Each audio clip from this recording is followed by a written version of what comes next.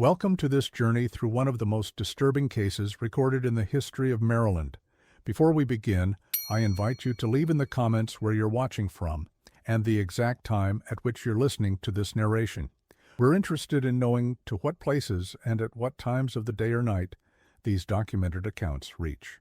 The name Clara Bell appears in faded ink on a leather-bound journal discovered in the basement of what once was Taney Manor, a Victorian estate nestled in the rolling hills of Frederick County, Maryland.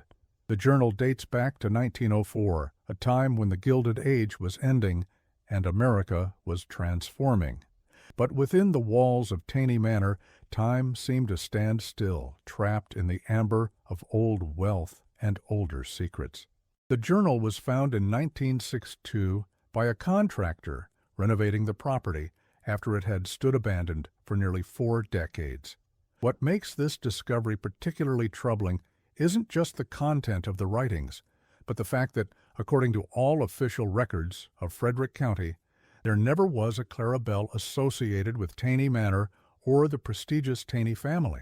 Yet the journal tells a different story, one of isolation, psychological manipulation, and a slow descent into a living nightmare that no official history book has ever acknowledged. Frederick County Historical Society records show that Taney Manor was built in 1872 by Roland Taney, a distant relative of former Supreme Court Chief Justice Roger B. Taney. The manor stood 3 stories tall with a distinctive widow's walk visible from the main road connecting Frederick to Baltimore. Roland Taney made his fortune in railroad investments and coal mining operations in western Maryland. He was, by all accounts from the Frederick News archives, a respected businessman, though notably private, about his family affairs. What's peculiar is that while Roland Taney appears in numerous business records, tax documents, and occasional society pages, his private life remains remarkably undocumented. There are no wedding announcements, no birth notices for children, nothing that would indicate a family life, until Clara Bell's journal emerged decades after the family had vanished from public record. According to her writings, Clara Bell arrived at Taney Manor in the spring of 1904. She was 22 years old and had been brought to the estate under curious circumstances. The first entry reads, "I arrived today at Taney Manor. Mr. Taney insists I address him as father, though we both know this is merely a convenient arrangement. The housekeeper, Mrs. Winters, showed me to my rooms on the east wing. The windows face the garden, but have been painted shut. When I inquired about this, Mrs. Winters simply said, 'Mr. Taney prefers it this way.'" Roland Taney would have been approximately 67 years old in 1904. The county's death records show he died in 1919, though the cause of death is listed only as natural causes. What's striking is that his substantial estate, which should have been worth millions in today's currency, seemed to disappear from financial records gradually in the years preceding his death. By 1919, Taney Manor was nearly all that remained of his once vast holdings. Clara's journal continues with observations about the house and its few occupants. Besides Roland Taney and Mrs. Winters, she mentions only a groundskeeper named Thaddeus, who never speaks, and appears only at dusk to tend to the eastern gardens. She notes that the house had 18 rooms, yet she was permitted to enter only 7 of them. The 3rd floor was entirely off-limits, as were certain rooms in the west wing. When she asked about this restriction, Mr. Taney reportedly told her, "An heiress must learn patience. All will be yours in time." This reference to Clara as an heiress appears repeatedly throughout her early entries, yet there is no record of Roland Taney ever formally adopting her or including her in any legal documents related to inheritance. According to an interview conducted in 1963 with Eleanor Hayes, daughter of the town physician Dr. William Hayes, the Taney family was known to be unusually secretive and rarely entertained. Eleanor, who would have been a young woman during the period of Clara's residence at the manor, claimed she had never heard of any daughter or ward associated with the Taney household. Clara's journal entries become increasingly disturbing as spring turns to summer in 1904. She describes a daily routine that seems designed to isolate her completely from the outside world. I take breakfast alone at precisely 7 a.m. At 8, Mr. Taney summons me to the library where I read aloud from whatever text he has selected, usually histories of great American families or financial ledgers I scarcely understand. At noon, I am permitted 1 hour in the garden, always accompanied by Mrs. Winters, who watches but rarely speaks. The remainder of the day is spent in contemplation in my rooms, with dinner served at 6. Mr. Taney insists I retire by 9, and Mrs.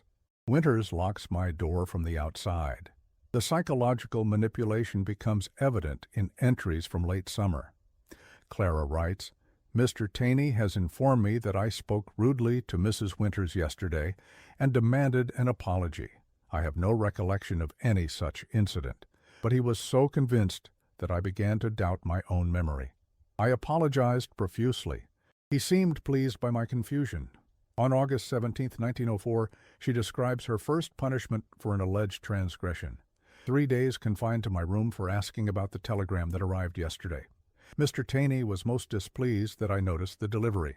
An heiress does not concern herself with the business affairs of the estate until it is properly hers, he said. The meals have stopped coming. Mewas. Winters says this is part of my education. What makes Clara's situation particularly disturbing is the calculated nature of her isolation.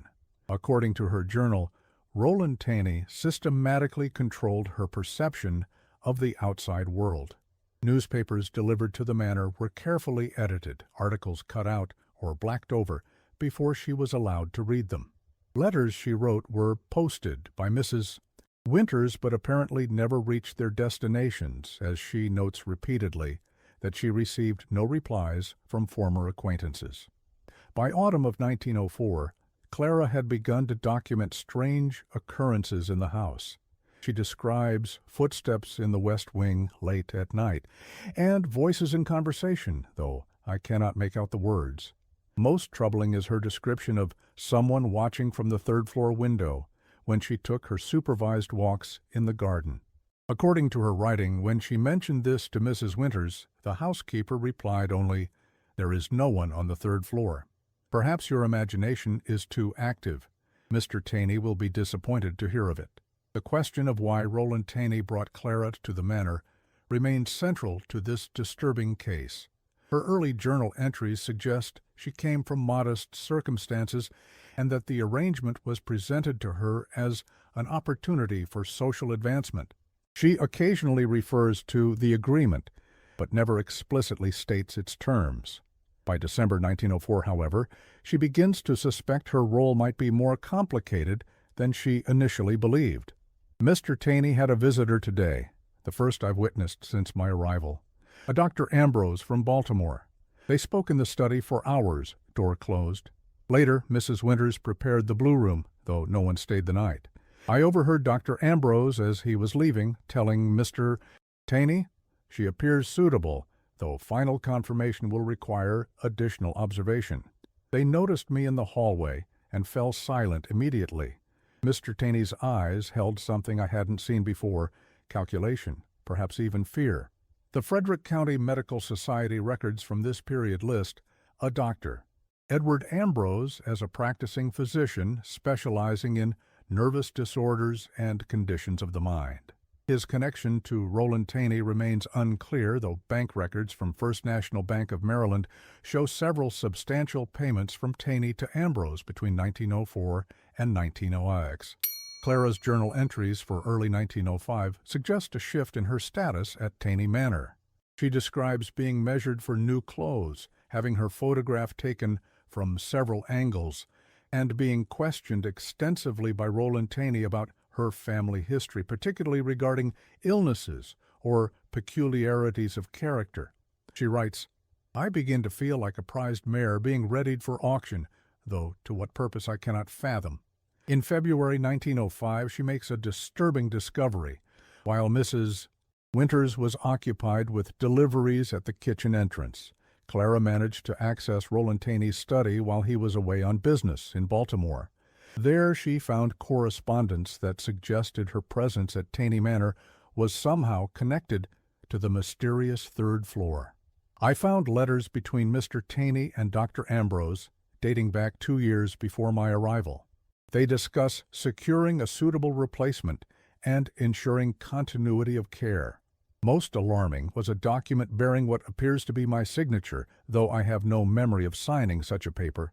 It grants Mr. Taney complete authority as my guardian and medical proxy, citing nervous fragility as the cause.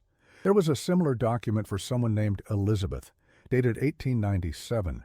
Who is Elizabeth? The third floor suddenly seems more ominous than ever. The historical record provides little help in identifying Elizabeth. There is no Elizabeth Taney in any census records for Frederick County during this period. However, the Baltimore Sun archives contain a small item from 1897 noting that R.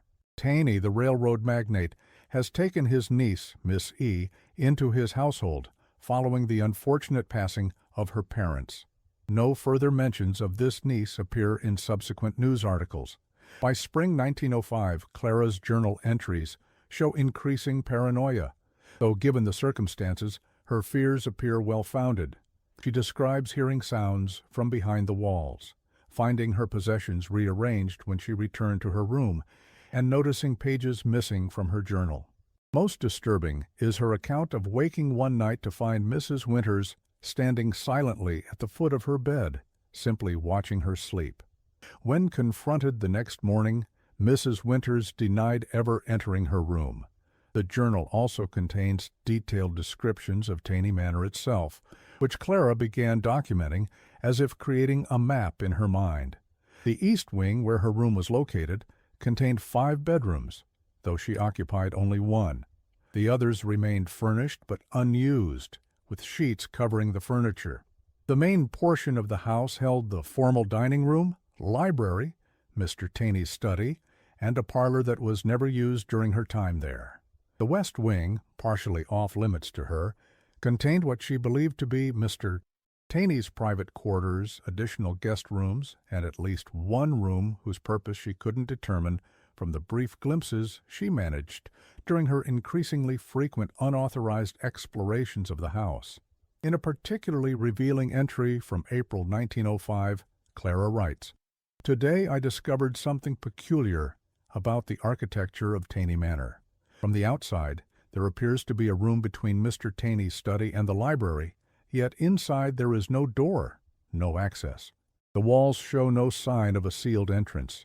Where is this phantom room, and what purpose does it serve? I measured the distances as best I could during my hour in the garden and am certain of my observation. There is space unaccounted for." This architectural anomaly becomes a fixation for Clara. In subsequent entries, she describes attempting to locate other hidden spaces within the manor. She notes discrepancies between the external window arrangement and the rooms accessible from inside, particularly on the western side of the house. Most significantly, she becomes convinced that the third floor, which she is forbidden to visit, must be larger than would be suggested by the visible windows. There must be rooms with no windows, she writes, rooms where something or someone could be kept entirely hidden from outside view. Clara's mental state deteriorates noticeably through the summer of 1905. Her handwriting becomes less regular, and she begins to doubt her own perceptions. "I no longer trust what I see or hear. Mr. Taney insists the gardens have always been surrounded by a brick wall, but I distinctly remember a wrought iron fence when I arrived. Mrs. Winters claims we had roast beef for dinner yesterday, but I recall chicken so clearly I can still taste it. Am I losing my mind, or are they deliberately confusing me? And always, there are the sounds from the third floor that everyone denies." In July 1905, Clara records a rare interaction with someone outside the Taney household. A delivery man bringing supplies from town lingered long enough to exchange a few words while Mrs. Winters was momentarily distracted. According to Clara, he asked, "Are you the new one, then?" When she asked what he meant, he replied only, "You look better than the last. More life in you still." Before she could question him further, Mrs. Winters returned and the man departed hastily. Clara notes that this delivery man never returned to Taney Manor. A different person made all subsequent deliveries. A local newspaper clipping from the Frederick News, dated July 18, 1905, provides a possible corroboration of this encounter. A brief item in the local news section mentions that Thomas Jenkins, an employee of Frederickson's general store, reported a strange encounter at one of the county's prominent estates. The article quotes Jenkins as saying, "The young lady seemed confused, like she didn't know where she was. When I asked if she needed help, the housekeeper came and sent me off right quick." The article makes no specific mention of Taney Manor, but the timing aligns with Clara's journal entry. In August 1905, Clara describes her first attempt to access the forbidden third floor. "I waited until after midnight when the house was silent. The stairs creaked terribly, but I removed my shoes and took each step with excruciating slowness. The door at the top was locked as expected, but I had taken the precaution of borrowing a hairpin from Mrs. Winters's room. It took nearly 20 minutes, but the lock finally yielded. What I found beyond defies rational explanation." Here, frustratingly, several pages have been torn from the journal. When the narrative resumes in September 1905, Clara makes no direct reference to what she discovered, but her tone has changed dramatically. She writes in a more coded manner, as if afraid her journal might be read by others. She refers to the other and my predecessor without explanation, and mentions the necessity of escape before the transition. However, scattered throughout the subsequent entries are oblique references that suggest what she might have found. She mentions the room with mirrors on all surfaces, floor, ceiling, walls, and the mechanism beside the bed, its purpose too terrible to contemplate. Most disturbing is her reference to the portrait that cannot be, a face both mine and not mine, wearing clothes I've been measured for but have not yet received. Clara begins to document physical symptoms that alarm her. She describes waking with unexplained bruises, particularly around her wrists and neck. She notes episodes of lost time, hours she cannot account for. Most troubling is her description of momentary disorientation upon seeing her reflection. "For an instant, I did not recognize the face in the mirror as my own. The features seemed arranged differently, the expression foreign to me. Then, like a wave receding, the sensation passed and I was myself again. But the question lingers. Who was I in that moment of non-recognition?" A disturbing entry from October 2, 1905 reads, "Dr. Ambrose visited again today. He and Mr. Taney spoke for hours in the study, then summoned me for what they called a routine examination. Dr. Ambrose checked my reflexes, my eyes, the sound of my heartbeat. He asked peculiar questions about my dreams and whether I ever heard voices. Most strange was when he held a pocket watch before me, swinging it slowly, asking if I felt tired. I pretended to grow drowsy, though the effect was nothing like what he seemed to expect. His frustration was evident. Later, I overheard him tell Mr. Taney, 'She resists more strongly than the others. We may need to consider more direct methods.' 'What others? What methods?' I must find a way out of this place." Medical records from Johns Hopkins Hospital, unsealed in 1957 as part of an unrelated historical research project, provide an intriguing connection. Dr. Edward Ambrose is listed as the referring physician for a patient named Elizabeth Taney in 1899. The admitting diagnosis is recorded as personality dissolution and identity fragmentation following experimental treatment. The treatment notes mention only that the patient was uncommunicative and exhibited periods of catatonia, alternating with episodes of extreme agitation during which she claimed to be someone else trapped within. After 3 months, Elizabeth Taney was released back into the care of her uncle and guardian, Roland Taney. No further medical records for Elizabeth exist. By late October 1905, Clara had begun planning her escape in earnest. Her journal contains meticulous observations of the household routine, noting that every Thursday, Mrs. Winters would go to the root cellar for preserves, and would leave the kitchen door unlocked for approximately 12 minutes. She maps the distance from the manor to the nearest neighbor, the Wilson farm, 1.8 miles to the east, and calculates how long it would take her to reach it on foot. She even begins to set aside small portions of food from her meals, drying them secretly to create provisions for her journey. November 1905 brings a disturbing development. Clara writes, "Mr. Taney informed me at breakfast that we will be hosting a small gathering in December, the first such event since my arrival. When I asked the occasion, he said, 'Why, to introduce you to society, of course. It's time people met the heiress of Taney Manor.'" The way he emphasized heiress sent a chill through me. He added that I would be fitted for a special gown next week, one that belonged to the previous mistress of the house. When I inquired who that might have been, he smiled in a way that did not reach his eyes and said, "You might say she was my wife in all but legal documentation." I did not dare ask more. The journal entries become increasingly frantic through late 1905. Clara describes several failed attempts to leave Taney Manor, including a thwarted escape through the kitchen garden that resulted in her being confined to her room for 2 weeks. She notes that her food began to taste strangely bitter afterward and suspects she is being drugged. Her writing becomes less coherent, with passages that trail off mid-sentence and paragraphs that repeat the same phrases over and over. December brings the promised gathering, though Clara's account of it is fragmented and confused. She describes 5 or 6 guests, all men of Mr. Taney's age or older, and notes that they inspected me as one might evaluate livestock. She recalls being paraded before them in a gown of burgundy velvet, high-necked and severe, that fit as if made for me, though Mrs. Winters insisted it had belonged to another. Most disturbing is her recollection of the toast Mr.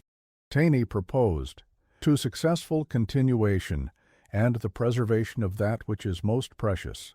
The guests, she writes, nodded knowingly, eyes lingering on me with an anticipation I could not fathom but instinctively feared. The Frederick News social pages from December 1905 contain a brief mention of a private dinner at the Taney estate attended by several prominent businessmen from Baltimore and Washington. The article notes that Mistress Taney's ward was present, though no name is given. This represents the only public acknowledgement of Clara's existence found in contemporary records. By January 1906, a new clarity seems to emerge in her writing. I understand now what is happening. The third floor Elizabeth, the strange preparations, it all makes horrible sense. Mr. Taney is not looking for an heiress. He is looking for a vessel. Elizabeth was the first. Perhaps there were others before her. I am to be next. But the process requires my cooperation, my surrender. I will give them neither. Clara's next entries detail her discovery of a hidden diary in the library, tucked behind a false panel in a bookshelf she had been dusting. The diary, she claims, belonged to Elizabeth and contained fragmented accounts of similar experiences to her own. Most chillingly, the final entries described Elizabeth's growing sense that he is trying to place someone else inside my mind, a presence that watches, waits, and sometimes speaks with my voice when I'm too tired to resist. According to Clara, Elizabeth's diary ended mid-sentence. In the margin of the final page was written in different handwriting, "The process continues. E proved unsuitable in the end. Too much resistance. The next vessel must be more pliable." The next entry, dated February 12, 1906, contains a chilling account. "Mrs. Winters came to my room last night not to watch, but to warn. Her loyalty to the Taney household apparently has limits. 'You must pretend to yield,' she whispered. 'It is the only way.' Elizabeth fought too directly, and now she is neither here nor gone." When I asked what she meant, Mrs. Winters would say only, "There are worse states than death. If you value your soul, child, you will do as they ask while keeping something of yourself hidden away." She left before I could question her further, but left behind a small key she claims will open the rear gate. I plan to leave tonight, though I fear what might follow me from this place. This is the final coherent entry in Clara Bell's journal. The remaining pages contain increasingly disjointed writings, bizarre sketches of what appear to be architectural details of Taney Manor, and repeated phrases like, "The walls have ears," and "She watches from my eyes." The final page, undated but presumably from late February 1906, contains only the words, "She is coming through," written over and over until the text becomes an illegible scrawl that trails off the page. What happened to Clara Bell after February 1906 remains a mystery. There is no death certificate, no burial record, no indication she ever left Taney Manor, or, indeed, that she legally existed at all. The Taney family's prominence in Frederick County seems to have insulated them from close scrutiny, and Roland Taney's wealth likely bought the silence of any who might have asked uncomfortable questions. What we do know from public records is that Roland Taney's behavior changed noticeably in the spring of 1906. The Frederick News mentions his unexpected appearance at several social functions, unusual for a man previously known for his reclusiveness. More significantly, bank records show a sudden surge in philanthropic donations, particularly to institutions associated with women's education and welfare, a cause he had never previously supported. The April 17, 1906 edition of the Frederick News contains a brief society item noting that Mr. Roland Taney and his ward, Miss Clara, attended the governor's spring ball in Annapolis. Miss Clara, making her first appearance in society, was noted for her elegant manner and mature conversation, unusual in one so young. Several observers commented on her remarkable knowledge of historical matters, particularly those pertaining to the early railroad developments in our state, a subject that has long been Mr. Taney's expertise. This represents the first and only public mention of Clara as a real person in contemporary accounts. What makes this reference particularly disturbing, when considered alongside the journal, is the description of her knowledge of railroad development, a subject that Roland Taney would have been well versed in, but that Clara Bell, according to her own writings, had no particular interest in or knowledge about. Church records from St. John's Episcopal in Frederick show that Roland Taney began attending services regularly in the summer of 1906, always accompanied by a young woman identified in the parish register as Miss Clara Taney. Reverend Samuel Wilson, in a memoir published after his retirement in 1921, recalls this period. Mr. Taney had long been known to me by reputation, though he rarely attended worship.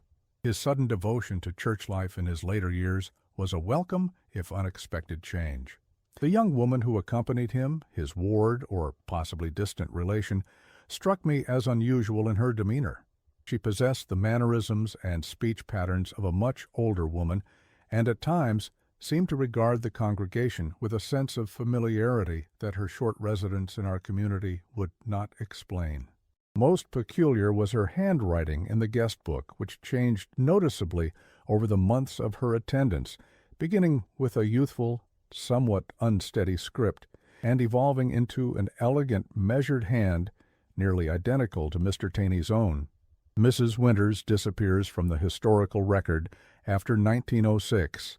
The 1910 census lists only Roland Taney and a new housekeeper, Margaret Doyle, as residents of Taney Manor. There is no mention of any ward, daughter, or heiress. The groundskeeper, Thaddeus, appears in town records until 1912, when he reportedly left Frederick County for employment in Pittsburgh. No further information about his whereabouts exists. However, police records from Pittsburgh in 1914 contain an intriguing connection. A man identified as Thaddeus Winters, the shared surname with the housekeeper suggesting a possible relation, was arrested for public intoxication and disorderly conduct. According to the arrest report, Winters was raving about a young woman being hollowed out and filled with something else at the estate where he had previously worked. When questioned further, he claimed to have witnessed rituals involving mirrors and blood conducted by the doctor and the old man. He was released after paying a small fine and disappeared from public records thereafter. Dr. Edward Ambrose continued his medical practice in Baltimore until 1915, when, according to a brief notice in the medical journal The Lancet, he retired from public practice to pursue private research. The nature of this research is unspecified, but property records show he purchased a small estate less than 5 miles from Taney Manor around the same time. Interestingly, his death certificate from 1927 lists cause of death as suicide by poisoning, though the circumstances were never investigated thoroughly. A collection of Dr. Ambrose's papers, donated to the Maryland Medical Historical Society in 1968 by a distant relation, contains several journals detailing experimental treatments for what he termed personality fractures. The journals make frequent reference to the Taney case and the succession challenge, though specific details are frustratingly vague. One passage, dated October 1905, reads, "Subject C shows remarkable resistance to the transition process. Unlike Subject E, she maintains cognitive boundaries even under deep hypnosis. R is concerned, but I believe this strength may ultimately serve our purpose better. The stronger the vessel, the more complete the transfer." Another entry from March 1906 is even more troubling. "Success at last. The integration appears complete. Subject C's original personality has been fully suppressed, with only occasional fragments emerging during sleep. The transferred consciousness maintains stability and coherence.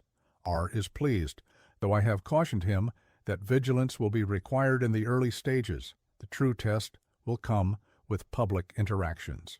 Roland Taney died in 1919, leaving Taney Manor to blood relations only, should any present themselves. None did, and the property reverted to bank ownership. It remained unoccupied until 1962, when a development company purchased it for renovation. It was during this renovation that Clara Bell's journal was discovered hidden in a compartment beneath a loose floorboard in what had been the kitchen pantry.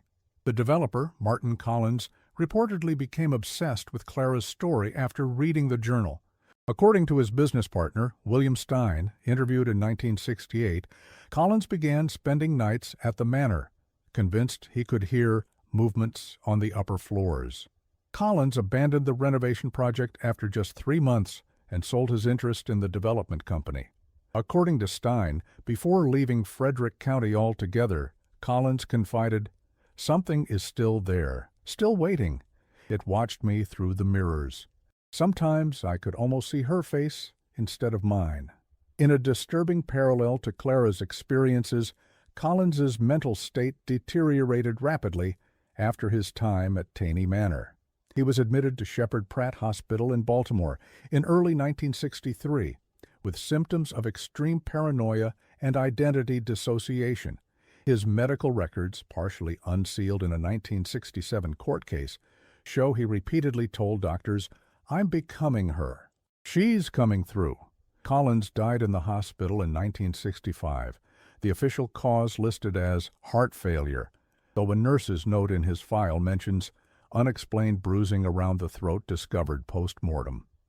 An interview with Dr. Lawrence Friedman, the psychiatrist who treated Collins during his hospitalization, appeared in a 1969 academic journal article on delusion and paranoia. Dr. Friedman, without naming Collins directly, described a patient who developed an intense fixation on a historical figure after exposure to the figure's writings. The patient began to exhibit personality characteristics inconsistent with his previous self, including speech patterns, handwriting changes, and knowledge of subjects he had no education in. Most disturbing was the patient's insistence that he was being replaced from within by a consciousness that had waited a long time for a new vessel. Taney Manor was demolished in 1968 after 3 more failed attempts at renovation. Each attempt ended with construction crews refusing to continue work, citing unusual accidents, electrical problems with no apparent cause, and extreme cold spots that defied explanation. The land remained vacant until 1978, when it was purchased by the county and converted into a public park. Visitors to Taney Park occasionally report feeling watched, particularly near the old foundation stones that are still visible among the trees. Park Ranger Matthew Davis, interviewed for a local newspaper feature in 1985, described finding visitors standing motionless near the eastern foundation stones as if listening to something no one else could hear. According to Davis, at least 3 visitors over his 7 years of employment had to be escorted from the park after becoming disoriented and insisting someone named Elizabeth or Clara was speaking to them. In 1992, a local historian, Dr. Rebecca Morrison, attempted to track down any living relations of the Taney family who might shed light on Clara Bell's story. Her search led her to a nursing home in western Maryland, where she located Margaret Penn, the great-niece of Margaret Doyle, the housekeeper who replaced Mrs. Winters. According to Dr. Morrison's notes, archived at the Frederick Historical Society, Penn recalled her great-aunt speaking of her time at Taney Manor only once, saying, "There were 2 voices from those rooms, sometimes talking over each other. He called her Clara to her face, but Elizabeth when she couldn't hear. The worst was when her voice changed, deeper, older, and she would answer to either name. That's when I knew I had to leave." Penn also shared a locket that had belonged to her great-aunt. Inside was a small photograph of a young woman Penn identified as the girl from the manor. The photograph, dated 1907 on the back, shows a young woman with a composed expression wearing a high-necked dress of Victorian styling despite the modernizing fashions of the Edwardian era. What makes the photograph particularly unsettling is the subject's eyes, described by Dr. Morrison as containing an awareness and age utterly at odds with the youthful features. Morrison's research also uncovered a series of payments from Roland Taney's accounts to a private sanitarium in western Maryland beginning in 1898 and continuing until his death. The sanitarium, which closed in 1932, specialized in long-term care for patients with persistent mental fragmentation and identity disorders. Fragmentary records from the institution mention a patient admitted in 1898 under the name E. Taney, whose condition is described as physical deterioration following partial consciousness transfer procedure. The patient reportedly remained in a semi-catatonic state, occasionally becoming animated and insisting she was only partly here, and that most of me is living in the manor now. One final disturbing detail emerged in 2003, when renovations to the Baltimore County Hall of Records uncovered a previously sealed file related to Taney estate matters. The file contained a single photograph dated June 1906, showing Roland Taney with a young woman identified on the back as Clara Bell Taney. The woman's face is partially obscured by shadow, but what is visible bears little resemblance to the description Clara gives of herself in her journal. More troublingly, written in faded ink along the margin of the photograph, are the words, "Third attempt successful." The file also contained a letter from Dr. Ambrose to Roland Taney, dated March 1906, which reads in part, "The continuation process has been refined with each subject.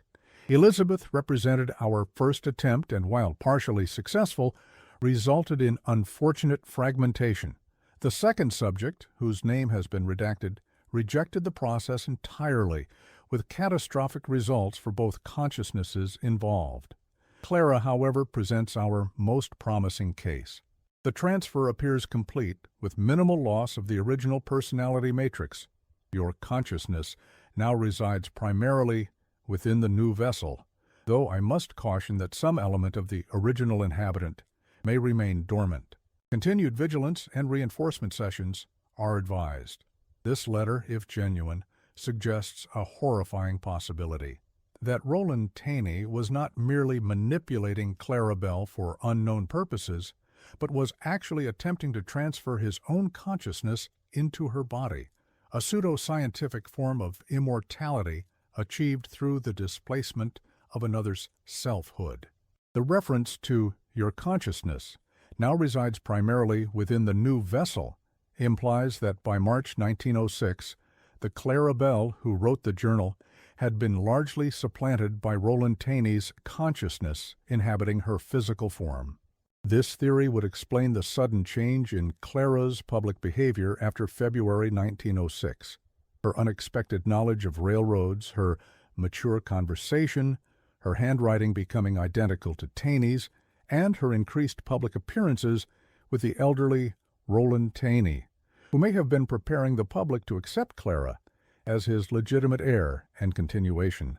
The true nature of what occurred at Taney Manor remains unknown. Was Clara Bell a victim of elaborate psychological manipulation? Was she suffering from mental illness, perhaps encouraged by her strange circumstances? Or was there something more sinister taking place behind the locked door on the third floor, something connected to the mysterious Elizabeth and the others Clara mentioned? What we know for certain is that after February 1906, the Clara Bell who wrote the journal ceased to exist in any meaningful way. Whether another Clara or something wearing her identity emerged afterward is a question that remains unanswered. The journal itself is now stored in the special collections of the Maryland Historical Society in Baltimore. According to the curator, Dr. James Whitmore, researchers requesting access to the document often report feeling watched while handling it, and several have abandoned their studies after experiencing what they describe as dreams of being trapped behind their own eyes. In 1997, a graduate student in American history named Jennifer Keller spent several weeks researching the Taney family and Clara Bell's journal. Her thesis advisor, Dr. Michael Thornton, reported that Keller's personality began to change subtly during the course of her research. She became obsessed with mirrors, he recalled in a 2005 interview. She would stop mid-conversation to stare at her reflection, sometimes tilting her head as if confused by what she saw. Her writing style changed, became more formal, archaic even, and she began referring to events from the early 1900s as if she had personal knowledge of them. Keller abandoned her thesis 3 months into the project. In her letter of withdrawal from the program, she wrote, "I can no longer trust that the thoughts in my mind are entirely my own. Something came back with me from those pages, something old and patient and hungry. Sometimes I wake to find my hands writing words I did not consciously choose in a script that is not entirely mine. I fear what might happen if I continue this research." Keller subsequently relocated to Oregon, changing her name and refusing all contact with former academic colleagues. Perhaps most unsettling is the final note in Dr. Morrison's research files, written shortly before she abruptly discontinued her investigation in 1993. "I visited Taney Park yesterday at dusk.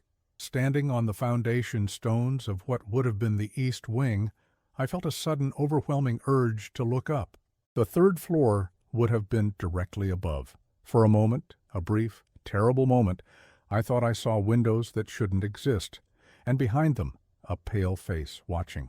But what disturbs me most is not the possibility that I glimpsed something supernatural, but rather the distinct impression that whatever watched me was neither Clara nor Elizabeth, but something that had consumed them both and still hungers for more." In 2007, an architecture student from Johns Hopkins University became interested in Taney Manor as part of a project on Victorian estate design in Maryland. Using the original building plans filed with Frederick County in 1871, along with photographs from the early 1900s, she created a detailed computer model of the house. What she discovered was disturbing. The internal layout documented in the official plans did not match the actual dimensions of the house as shown in photographs. According to her analysis, approximately 20% of the interior space was unaccounted for in the official plans, space that would have constituted several rooms with no apparent access from the main corridors of the house. "It's as if the house was designed to include secret spaces between the walls," she wrote in her thesis. "Most disturbing is the third floor. Based on window placement and roof dimensions, there should have been at least 4 rooms, but the plans show only 2. The remaining space simply doesn't exist on paper, though it clearly existed in reality." When she visited Taney Park to examine the remaining foundation stones, she reported experiencing a profound sense of disorientation near the eastern corner of what would have been the main house. For a moment, she wrote, I had the overwhelming impression that I was being watched from above, from a vantage point that no longer physically exists. Even more disturbing was the sense that whatever watched me was familiar with my thoughts, as if reading them directly from my mind. The student completed her thesis but requested that her name be removed from all published versions, citing personal reasons. According to her faculty advisor, she destroyed all her research materials related to Taney Manor before leaving the university. In 2014, a paranormal investigation team obtained permission to conduct an overnight study at Taney Park. Using various electronic devices and recording equipment, they documented what they claimed were unusual temperature fluctuations and electromagnetic anomalies centered around the eastern foundation. Their audio recordings reportedly captured whispered phrases including, "Not enough room for both," and "The vessel rejects." Most disturbing was a clear female voice that seemed to say, "He still waits inside me." While such paranormal evidence is scientifically questionable, a more concrete discovery came in 2018 when a severe storm uprooted an old oak tree near the eastern foundation of Taney Manor. Exposed among the roots was a small metal box containing what appeared to be medical instruments, consistent with early 20th century surgical practice, along with several glass vials of unidentified substances. Most disturbing was a small notebook in which was written in a tight, precise hand. The transfer process requires 3 elements: the willing vessel, the consciousness to be transferred, and the catalyst. The catalyst remains stable. We have sufficient supply for 2 more attempts should this one fail. RT believes the current subject is ideal, isolated, psychologically malleable, and possessing a strong physical constitution. Preparation continues. The notebook and other items were submitted to the Maryland State Police for investigation, but no charges were ever filed due to the age of the materials and the lack of living persons connected to them. The items now reside in the Frederick County Historical Society archives, labeled simply as artifacts of unknown provenance, possibly related to Taney Estate. A former caretaker of Taney Park, James Wilson, who worked there from 1983 to 2001, shared his experiences in a 2019 oral history project. There was one spot right where the east wing would have been, where electronic equipment would malfunction, he recalled. Watches would stop, flashlight batteries would drain, even car batteries if vehicles were parked too close. And it wasn't constant. It would happen for a few days, then stop for weeks or months. Wilson also described an unsettling pattern he noticed during his tenure. Every few years, someone would become obsessed with the old manor site. They'd visit daily, sometimes spending hours just sitting on the foundation stones. They'd bring old photographs, books about the period, sometimes even set up little shrines with candles. Always women, always alone. They'd come for a while, then suddenly stop. When I'd run into them later in town, they seemed different, distant, formal in their speech, like they were playing a role. A few of them moved away without telling anyone, just disappeared. The last one, before I retired, looked me straight in the eye one day and said, "He's almost ready for another. The vessel wears out eventually." Never saw her again after that day. The case of Clara Bell and Taney Manor remains one of Maryland's most disturbing unsolved mysteries, a tale of identity, manipulation, and the fragile nature of self that continues to haunt those who encounter it. The journal's final words, "She is coming through," stand as a warning that some boundaries, once crossed, allow passage in both directions. Local folklore now includes the belief that anyone who spends too much time researching Taney Manor or Clara Bell risks catching the attention of whatever still waits there. According to these stories, the warning signs include a growing preoccupation with one's reflection, changes in handwriting, unexpected knowledge of historical details, and dreams of being in a house with endless corridors and locked doors. In 2021, a documentary filmmaker began a project about Clara and Taney Manor, conducting interviews with historians, paranormal researchers, and local residents familiar with the legends. 3 months into production, the project was abruptly abandoned. In a brief statement, the filmmaker cited only personal reasons for the decision. A production assistant later claimed in an anonymous interview that the filmmaker had changed during the course of the research, becoming increasingly paranoid, obsessively checking mirrors, and sometimes speaking in a voice that didn't sound like her own. The assistant also revealed that the filmmaker had become convinced she was being followed by an elderly man in outdated formal clothes, who would appear briefly in crowds or at a distance, only to disappear when approached. Most disturbing was the filmmaker's claim that she had begun waking in the night to find herself writing in a journal she didn't remember purchasing, in handwriting she didn't recognize. The contents of these writings were never revealed, as the filmmaker reportedly burned the journal shortly before abandoning the project and relocating to an undisclosed location abroad. If you're visiting Frederick County, Maryland, you can still find Taney Park at the end of Old Manor Road. Local residents advise against visiting after sunset, particularly the eastern section where the foundation stones are most visible. Some say that on quiet evenings when the wind is still, the air around those stones feels heavier, as if something is gathering itself, preparing to emerge once more into our world. The Clara Journal remains in the restricted collection at the Maryland Historical Society. Requests to view it require special permission and are rarely granted. According to current curator Dr. Eliza Montgomery, this is as much for the protection of researchers as for the preservation of the document itself. In 2022, Dr. Montgomery shared a disturbing observation in a private correspondence later leaked online. We have been digitizing our special collections, including the Clara Journal. What troubles me is that certain pages of the journal photograph differently each time we attempt to capture them. Text that was clearly visible one day appears blurred or changed the next. Most concerning is that the final page, with its repeated phrase, "She is coming through," seems to show different handwriting in each successive photograph, as if the writer were changing even as we attempt to preserve their words. The Frederick County Historical Society now maintains a small exhibit about Taney Manor as part of its permanent collection. The exhibit includes photographs of the house, copies of selected and heavily redacted pages from Clara's journal, and various artifacts recovered from the site after the house's demolition.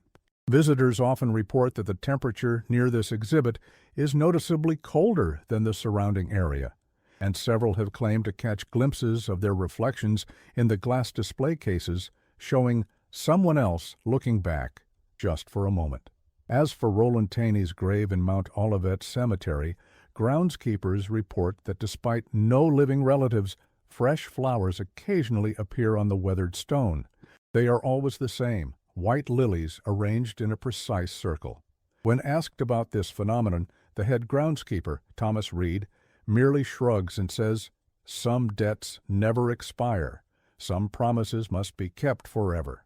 What's particularly troubling about the Taney Manor case is how it continues to affect those who investigate it too deeply. Since Clara's journal was discovered in 1962, at least 7 researchers have abandoned their studies after reporting symptoms disturbingly similar to those Clara described in her final entries. Confusion about their own reflections, gaps in memory, the sensation of someone else looking through my eyes. Dr. Sarah Mitchell, a psychologist who has studied the effects of the Taney Manor story on researchers, suggests there may be a mundane explanation. Deep immersion in accounts of psychological manipulation and identity confusion can create a form of sympathetic response, especially in those already prone to suggestion. The human mind is remarkably susceptible to narrative, particularly narratives about the fragility of self. Yet even doctors Mitchell admits that the consistency of the reported experiences is unusual. The specific pattern, changes in handwriting, preoccupation with mirrors, the sensation of being replaced from within, appears across cases with remarkable similarity, even among researchers who had no prior knowledge of others' experiences. From a psychological perspective, this level of consistency is troubling. In 2023, an anonymous donor provided funds for ground-penetrating radar studies of the Taney Park site, particularly focusing on the area beneath where the east wing would have stood. The preliminary results revealed what appear to be anomalous structures approximately 8 feet below the current ground level, structures that do not appear on any known plans for the house or its foundation. Further investigation has been postponed indefinitely due to what the project director described as unusual technical difficulties and staff concerns. And so the story of the Heiress of Taney Manor ends, not with answers, but with questions that echo through time. What was Roland Taney's true purpose? Who was Elizabeth? And most troubling of all, who or what finally answered to the name Clara Bell after those final frantic journal entries in February 1906? Perhaps some mysteries are meant to remain unsolved. Perhaps some truths are too disturbing to face. Or perhaps somewhere in Frederick County, in the shadows of old money and older secrets, something still waits, patient, persistent, watching from behind eyes that once belonged to someone else. For those who feel drawn to investigate the story further, a word of caution: pay attention to your reflection in the coming days. Notice if your handwriting begins to change in subtle ways. Be wary of dreams where you find yourself in unfamiliar rooms, looking out through windows that shouldn't exist.